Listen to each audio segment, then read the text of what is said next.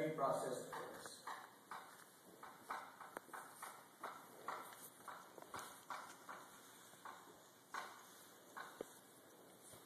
And then from here it gets processed, and then it goes to the United States as processed goods.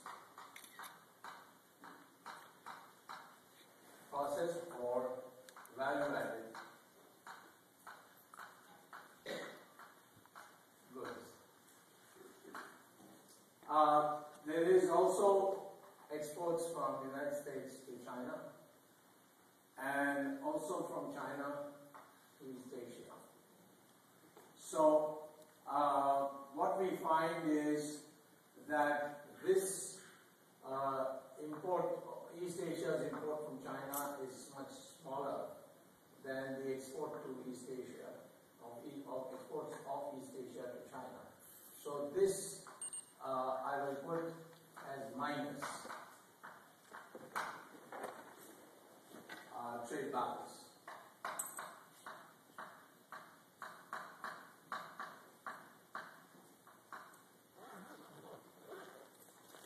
So this is much smaller than this, and there's of course constant complaint in the United States about that. And this is, from Chinese point of view, surplus trade. So the key thing is that most of what China exports to the United States is essentially semi-processed goods coming from East Asia. And then it is sometimes there's not very much more than just putting the stamp made in China, it's Lenovo. Sometimes there may be some more extra work, but essentially the basic manufacturing is done in East Asia, Taiwan, Singapore, etc. And then it goes to China, and in China, value added, the polishing of it, and except for Apple, which refused to allow it to say made in China. I think it says made in the United States, but I don't know if you look at the Apple at the back, it will tell you it's a different language. But Apple has insisted on maintaining its brand name, so therefore they were not allowed it, but others have allowed it. And so much of what you see in made in China in the United States is not made in China per se. It's made in East Asia, and it comes through China. Now, why can't East Asia export directly to the United States? Because the labor cost is so high. There was a time that was happening. Radios, once upon a time, radios used to be manufactured in the United States like Motorola. But then afterwards, the Japanese found another way of assembling a radio. They, instead of a big, gigantic, integrated factory, they reduced the overheads by having several stages of production produced separately and then brought together in an assembly. And thereby, the Japanese reduced the cost of production, and as a consequence, they were able to produce goods which the Americans were producing at much cheaper price. But then over a period of time, Japan developed, and then you had Japanese looking for alternative ways to export. Taiwan is for the same reason. All these East Asian countries, which once upon a time were called the tigers, but East Asian tigers, till 1997. Now they're not called tigers at all. They are not. I don't know what they're not called anything anymore. But the fact is that there was a financial crisis in 1997, and it affected all of East Asia. Japan most of all, and Japan today is still to recover from that crisis. And of course, many writers have written off Japan, like Potter at Harvard Business School and others. So, but anyway, East Asian countries were in search of a cheap place to minimize the labor costs, and they found China.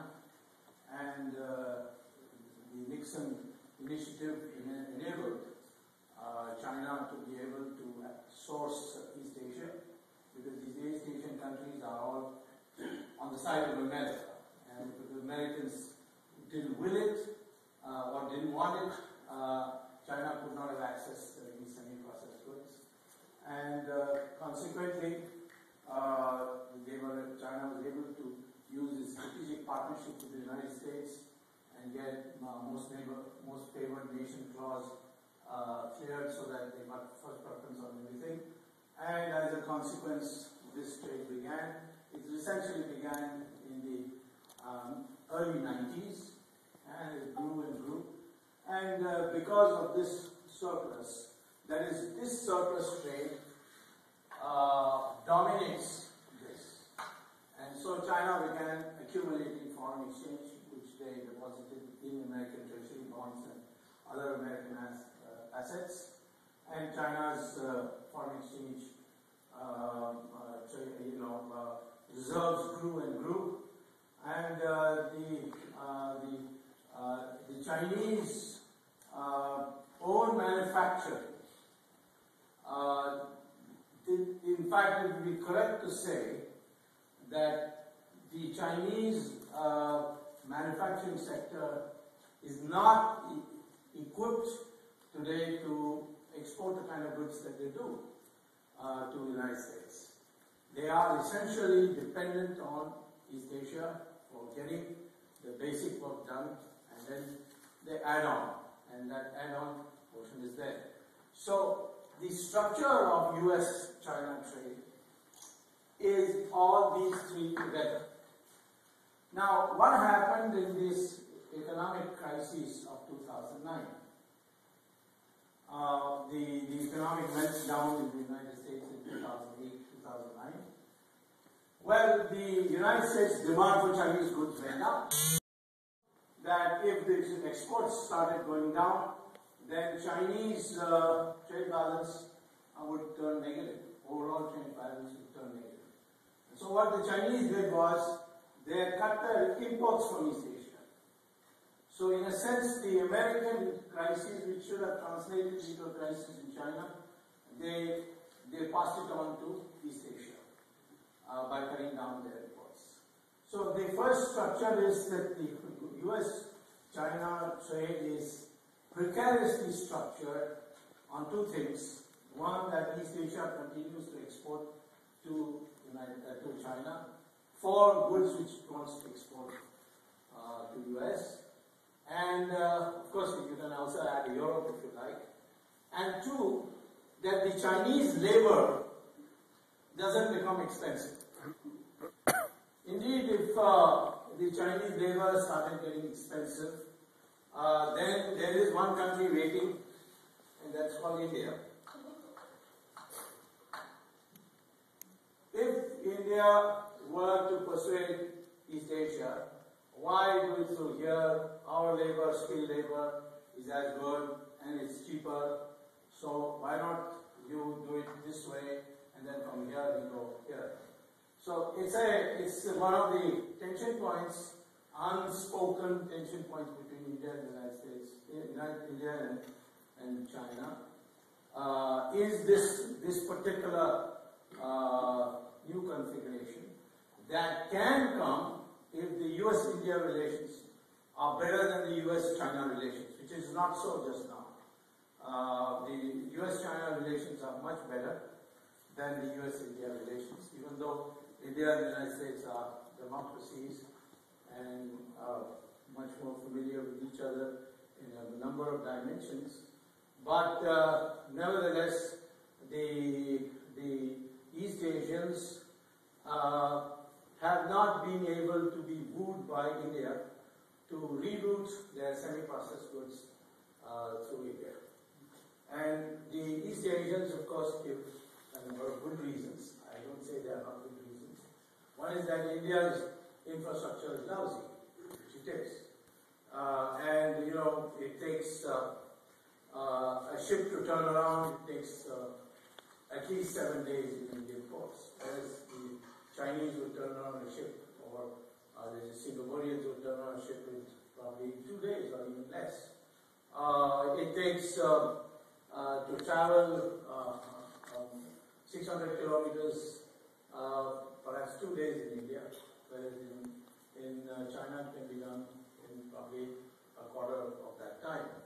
So the Chinese have built their infrastructure in a massive way with a focused mind, and in many areas they were behind India 50 years ago, but today they are ahead of India. Take, for instance, railways. China was way behind India in the 1950s and 60s, but today the Chinese railway is far ahead of India, far more modern, far faster, and more efficient. So the Chinese have systematically developed their infrastructure which suits the East Asians, and so the East Asians would naturally prefer a less hassle trade arrangement, and India is presently not suitable for them. The second thing is that Indian economic reforms are not as far-reaching as the Chinese economic reforms. In China, provinces can make direct deals with companies and sign up and then go through. And once the basic political clearance is there, everything goes through very smoothly.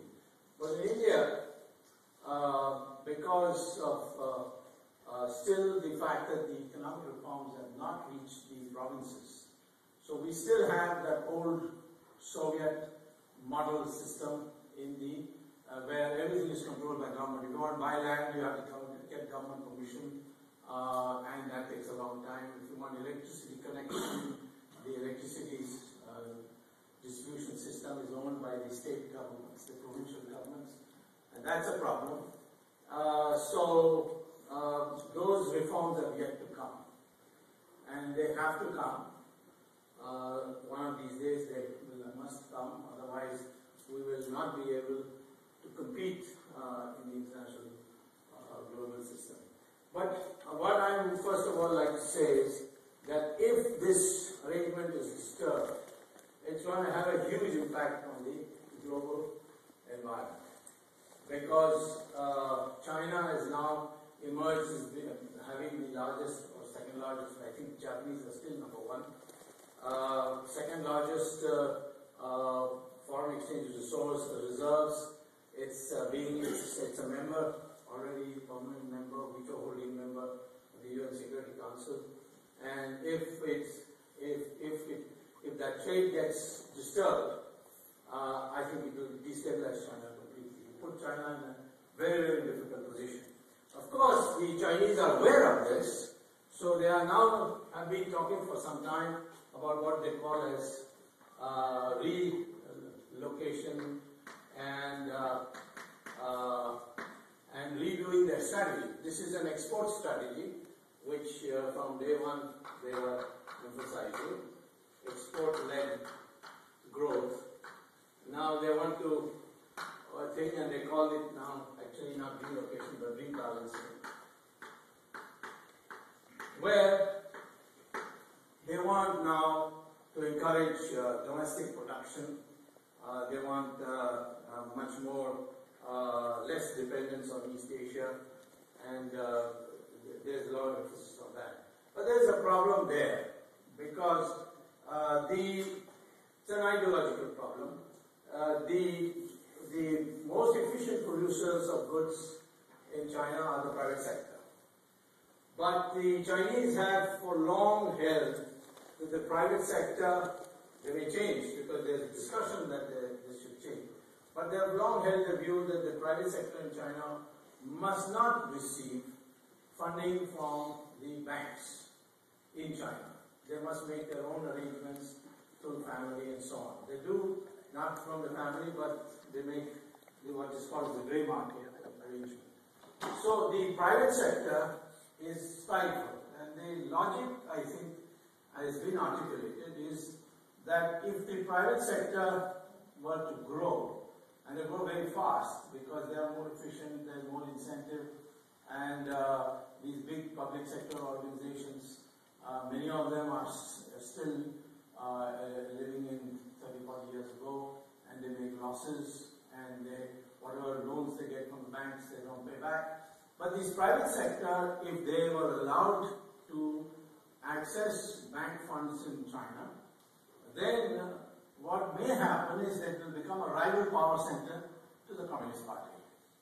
And on that, the Chinese have been clear for a long, long time, saying that there can only be one source of central power in China, and that is the Communist Party.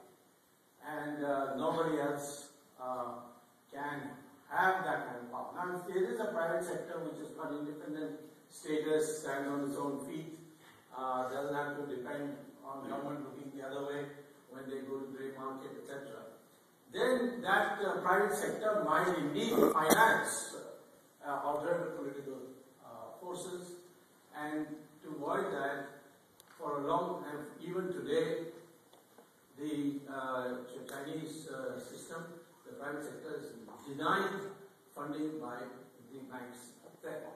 So, there is, of course, been some discussion on this in the Communist Party plenum, their plenary sessions, and one of them has been to say that why not we encourage party members to start private sector. Now, that, of course, is not going to improve much, because the problem with government or people in government or people in authority running private sectors would mean that they will lose influence and they will bypass the market system. The private industry has to be run by private individuals, and therefore that is not a solution. It doesn't seem to have worked in the last 3-4 years. But the Communist Party has encouraged private industrialists in China to join the party. Not many have come forward, but there is somehow to say, well, if we can't avoid having a private sector, let us bring them into the system. I don't know whether that's going to work. Now, in this context, there are other problems that China has. The United States certainly has gone into a financial crisis because of all these derivatives which these kids from the MBA course have invented, by which they were enabled mortgages to be traded and liquefied, so to speak, and in the consequence, small perturbation in the recessionary situation led to a major collapse. But that's a question, and I think in the case of the United States, it's always been an innovation-driven economy, and the Americans have a long tradition of coming up with innovations at some point in time, which suddenly rescues the economy and changes everything.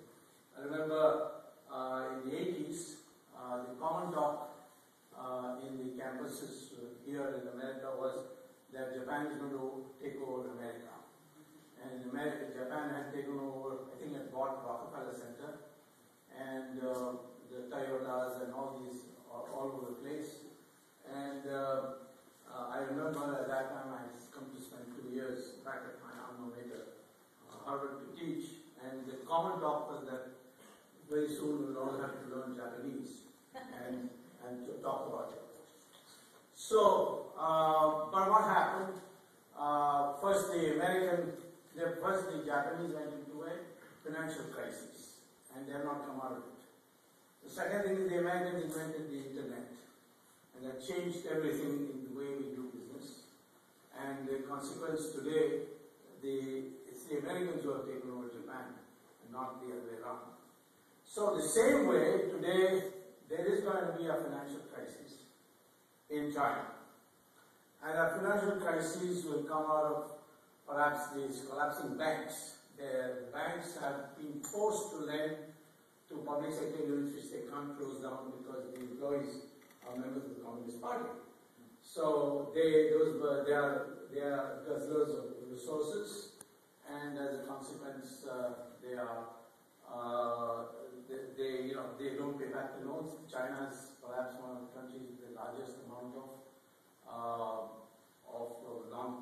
non-repaid loans, or what is called non-performing loans, and NPA or NPL.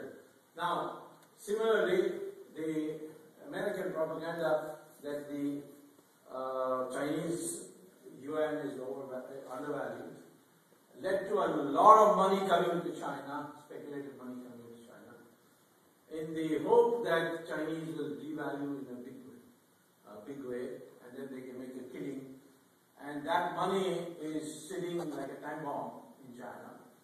And tomorrow, if it gets around that China is not going to revalue any more than it has done, some sort of marginal revaluation, that money will come out. So there will be a capital outflow from China to informal circles if necessary, and that will cause a run on the currency.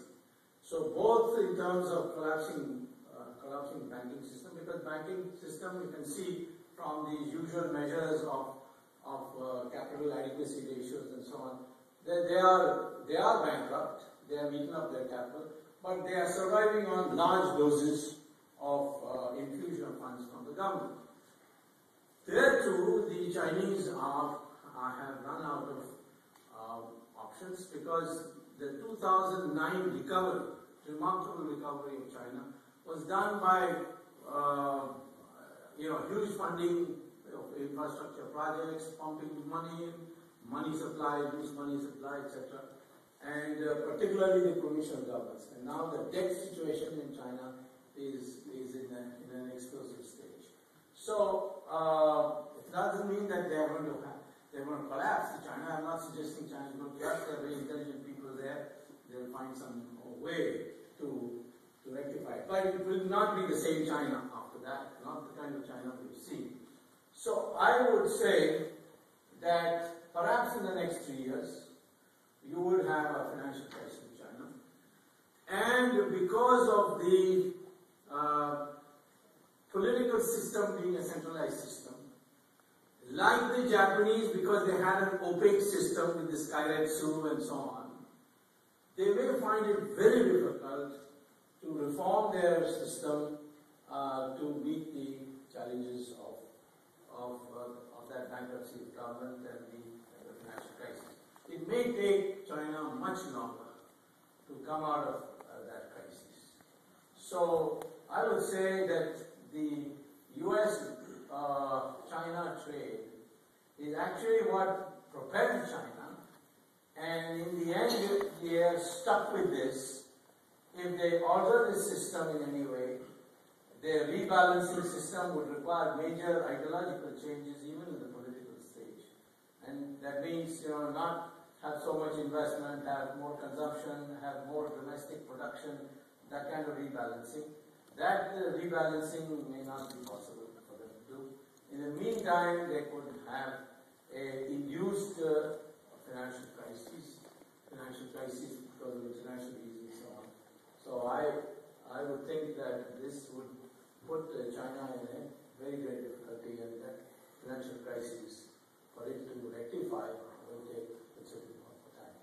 So in brief, this is what I want to say, and if you have any questions, we have to answer. Professor Swamy. Dr. Swamy is a professor, and Dr. Raji is a politician. And this is a deadly combination when it comes to so we have left much less time, sorry, but let's try to open the floor for any interesting questions.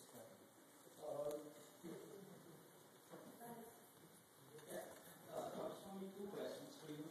The first one is, if the meltdown that you talked about in China is going to happen, how is it going to impact the US economy? Well, the U.S. economy is now in a, if it happened when before 2007, I think it would have had a much greater impact on the U.S. economy. The U.S. economy is already in a low-level equilibrium now, and the cutting of what is the impact going to be? The Chinese cannot withdraw their foreign exchange from America because the dollar will collapse, and that would mean that the value of money that China would be withdrawing would be worthless. I mean, it works both ways. That is, people have been talking about how China can blackmail the United States on the exchange thing. So I would perhaps say that the American crisis may be, in that sense, provided with them with a cushion that if the Chinese were to have a financial crisis, it would not affect America as it would have pre-2007. The second question is, you did talk about revaluation of the Chinese currency. Yeah. Given the way the Indian currency is moving now, what's the impact of that for the Indian economy? Indian currency is moving for a totally different reason. It's got nothing to do with economics. It is money of corrupt politicians, which is coming through a financial derivative which was created specially for those politicians. And it means that there is an incentive for Indians to buy dollars today. And this buying spree is what has raised the dollar value when all over the world the dollar price is going down. That has no impact on China or the United States. It's a purely our own creation. And of course it has an impact on our exporters. And there is a recession, there is a slowing down on exports. But on the other hand, if there is an anti-corruption campaign in India, which is ongoing, it succeeds, then I think that problem will be solved.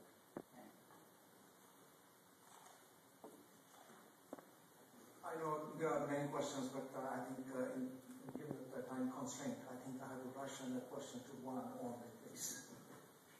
So there's another time bomb in China, which is the demographics, because of their policy of one child. How is that going to play out in the next decade? Well, they have, you see, having a young population like India's average age of an Indian is 28, whereas the average age of a Chinese is 37. The average age of Japanese is 50. The Japanese have a problem, the Europeans have a problem, much bigger problem. But the Chinese education system has prepared for, I mean, now they have 1 billion or 1.2 billion people, so even if it's 37% average age, there's a large number of young people. And they have now streamlined and vastly improved their education system. Unlike India, which has got a huge demographic potential through the fact that 70% of the population is below the age of 25. But there's no educational system to match that, unless we manage to do it in the next year, but it's not able to exploit it, at least presently as its situation. And China has much less potential, but then it has got its education system completely revamped and ready to move on to innovation.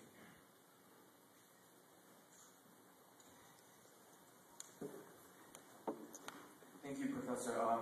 So something that you said at the end of your lecture was there's going to be a financial crisis within the next 3 years, but I found that to be very vague. Can you pinpoint the exact cause of that crisis? Is it falling house prices or? Well, the real estate market collapsing, of course, certainly is one. I think the main thing is that if the American economy doesn't improve, the exports don't pick up from China, then China has to, its growth rate is already slowing down. And it cannot do what it did in 2009, pump in more money, because that creates enormous pressure for inflation, which they cannot afford. So I would say that there will be a banking crisis in China. That's how it will start. And a banking crisis will lead to a flight of currency from China, and that would mean it would trigger a banking crisis, would trigger a foreign exchange crisis. The foreign exchange crisis would trigger a budgetary crisis, central government budgetary crisis. Just like it's, of course, in the case of East Asia, it was the triggering was by the currency crisis. The exchange rate started falling sharply for all countries, and then the banks couldn't pay the loans that they took from abroad, which were short-term loans, which they gave out in long-term loans. So I think in the case of the Chinese, the sequence would be different, but it would be this way.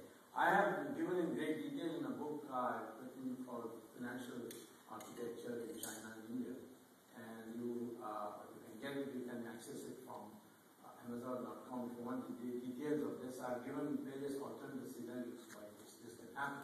But I think in the case of China, you are heading for a banking crisis, and that banking crisis is what will trigger a currency crisis and then of flight of capital, and from that it will lead to a budgetary crisis.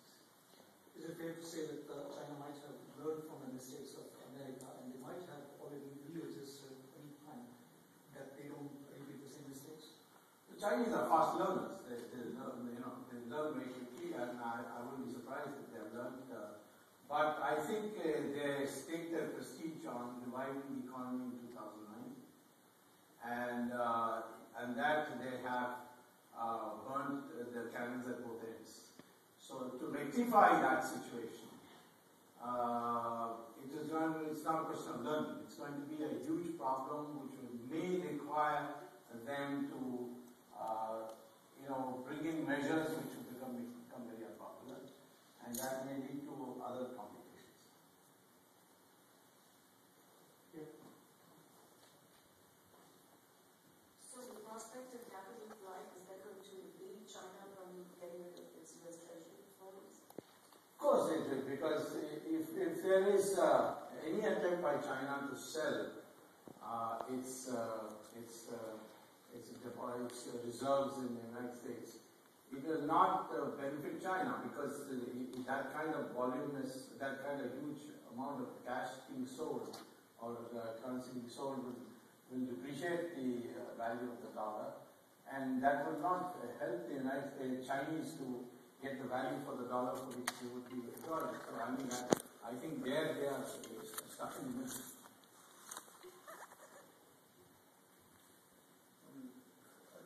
I noticed that you say that the Chinese are stuck. How about the East Asians? I mean, I'd like you to talk about Korea, which is a new East Asian, right? Well, they have an option, they can go to India. They are people who are producing modern technological equipment on a knockdown level.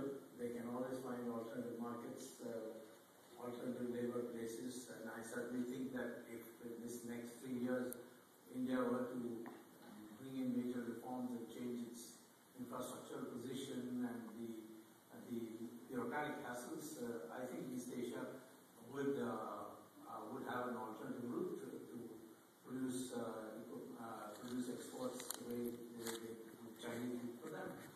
But I can't see how the size of most of these economies are such that the impact on them for not being able to sell to China, I think it will not be that kind of a serious impact. Of course, it will have some impact, but it will be a serious impact. Talking of this alternate route, China certainly has the price tag on the cheap labor. No.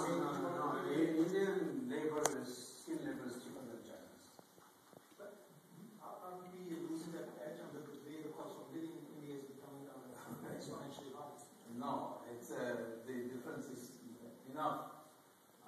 Even China has inflation, and some of it may not be manifested, but it has costs are going up. The eastern coast is certainly now become almost the developed area of the world, and I think that and then you will find that we in India are, for all our inefficiencies, use resources more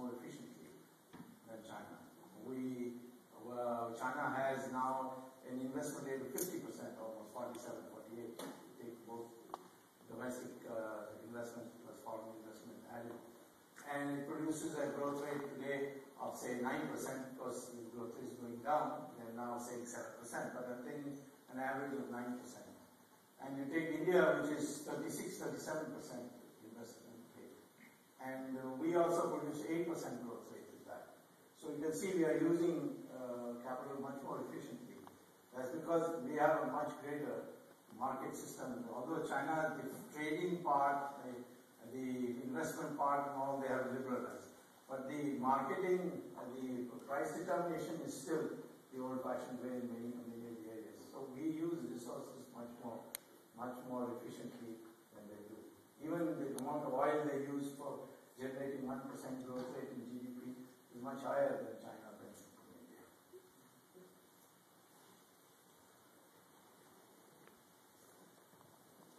You said that the U.S. economy would be protected from, or relatively protected from the financial crisis in China, but if you're saying that the alternative route is to go through India, wouldn't the lack of infrastructure there cause an impact on both the economies of, I guess, the U.S. and East Asia? So if the I would say it's a high probability alternative. If the Indian route was available, then the Americans stand to gain, because they'll continue to be able to import things which at low prices. So and they would also be, of course, the United States is now the largest trading partner of India, although it's always in a race with China. China's trade with India is all buying raw materials from India and selling equipment to India, manufactured items to India, something that India finds very difficult to continue. This kind of seeming. But in the case of the United States, we have trade with the United States in advanced technological items, and therefore that would mean further facilitation of American exports to India, and that would make a big difference to the United States. Dr. Swamy, even though it's slightly off topic, but how far along is India in fighting the corruption and bringing in the reforms? Well, we are doing a pretty good job through the judiciary, and in terms of people at the top being caught, we are getting there. I mean, we have reached the minister status. Now we'll have to reach a little higher status, the de facto prime minister status, certainly, and not the de jure prime minister, but the de facto prime minister. And this is something that never happened in India before, and I'm pretty confident that given the mood in the country today, we will be able to bring it down to manageable levels. Talking about corruption, India is a lot more transparent. You can see Dr. Swamy can raise the movement, and it can become visible to the media. How about China? Things are much more closely. Is there corruption there? No. The Transparency International they have objective criteria by which they decide these things, and they put India and China very close to each other in terms of corruption. But there is a difference. You see, in China once you give corruption at one level, and then after that everything is smooth and no problem. In India, you will find problems all the way down at every level. So it's a much less efficient corruption, if you want to call it, than China. If a banking crisis were to occur in China, the problem with the public sector, how would it affect how would it relate with China? Because if we was to limit further lower labor costs. Yeah, well, that's the embedded political problem, that if indeed you have a banking crisis and then that requires many of these 1950s, 60s Soviet vintage public sector, or what the Chinese call the state-owned enterprises. If they have to close down, then essentially you will have a large number. I think the total employment even today in public sector of that kind, which are bleeding, which are making losses, is perhaps 100 million workers. And if that were to close down, China would have a huge social problem. And there have been demonstrations around China at various levels. The Chinese government themselves report at close to 100,000 demonstrations in last year. So I think there would be a consequential political problem that will arise from a banking crisis. There was a man that Sergei Glasiev, who's Minister on Economics under Boris Yeltsin. He wrote a book titled Genocide, Russia, New World Order. He talked about how they get together a bunch of financial oligarchs in Russia who buy out the post office for things that rightly belong to German people for 700 years. Our post office was bought out primarily in 2002 when it changed from a USPS.gov to a .com. These people who control the central banks control everything. It has to be put back in the hands of the people instead of the central bankers. But would that happen in China, or do you bring that as an experience? Well, this is what happened in Russia. Sergei Glasiev's book, they stole our post office also from us in 2002 because the USPS.gov changed to a .com at that time. Okay, thanks. That's interesting.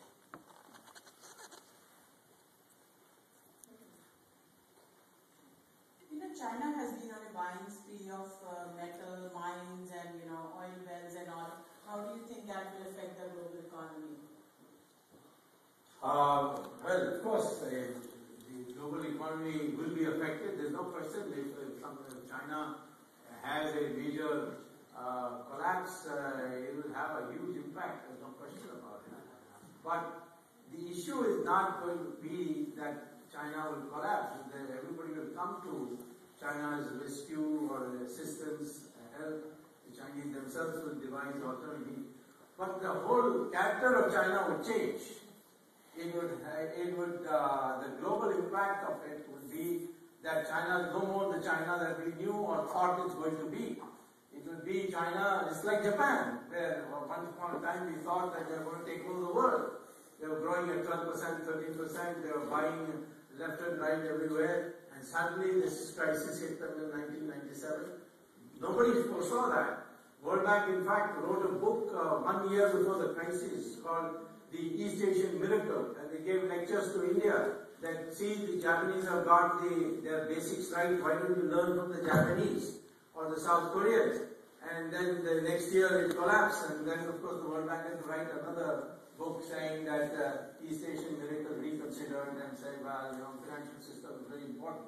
Let me say that the economic theorists or historians have very clearly pointed out by the experience of the last 100 years that countries which have a matching financial system, they generally tend to grow and maintain that growth.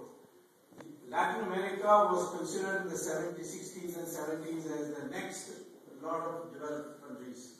And Latin America then had a financial blowout and then never recovered. Then the East Asian tigers, they also had a financial blowout and then they never recovered. Now, Americans, of course, because of the fact that they gave a free run to all the financial derivatives, have had this problem. But otherwise, America and Europe had a financial system which was working efficiently, it was doing the intermediation properly, and that's why they had such a long run of economic growth and they stayed developed countries. So I think we have to put it in that perspective, and I don't think that anybody can say that if China were to collapse, it will have no impact. Of course, it has, but a lot of people will get into it, but the whole perception, everything would change. It will be no more the China that we thought it was going to be. So we are running short of time, and Dr. Swamy has a very busy afternoon. He has a TV interview in a few minutes. I can allow only one more question, please. Thank you, Dr. Swamy. This was fascinating. I wonder if you could make a few comments about India restricting foreign companies establishing a presence in India. You mean Walmart? I'm thinking of Walmart. I understand that there might be some possibility for airlines, but could you just make a comment on that, because it would seem that it would help the economy. Sure. Well, see, I think any Indian would welcome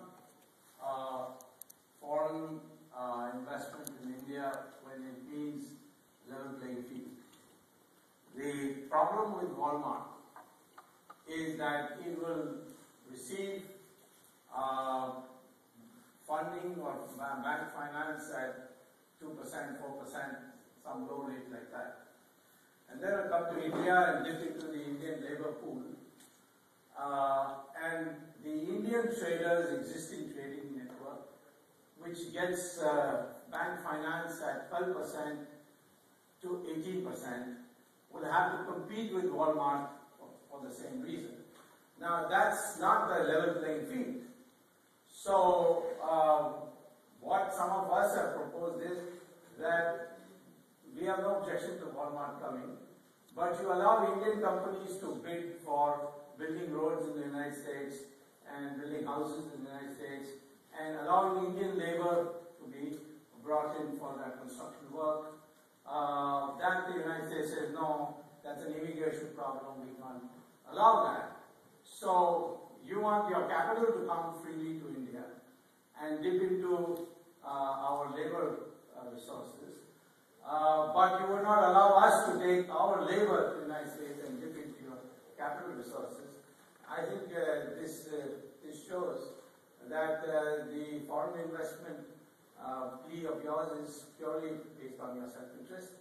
It's not a arrangement by which we can compete with each other, either by the overall competition of we competing in one place in a preferred way and you competing in another way. China can have Walmart because they destroyed their trading network. And so, therefore, they needed a trading network which Walmart provided. Whereas India, we don't need a trading network. We have an ancient trading network which is all over in all the villages. At one stage, Mrs. Gandhi tried to nationalize trading in India. Then she, 1 year later, begged to be forgiven for making that stupid mistake and denationalized. The only thing she ever denationalized was trade, because we have an ancient trading system, an ancient tradition in trading, and that trading system is very efficient. They work on very low margins, and to put them on an unfair competition with foreign direct investment, we can't allow that. Incidentally, the government may allow it because the government is weak. They can't stand up under the pressure that is being brought on them. But I think most thinking Indians would oppose Walmart coming in the present dispensation. You change your attitude to our labor coming to your country, we'll change our attitude to capital coming from the United States. I know Dr. Swamy is a living, walking, talking encyclopedia on many subjects, but given the time constraint, we cannot contain this genie into a small bottle, so we have to stop it here. And I'd like Dr. Rajalakshmi to say our last few words, please.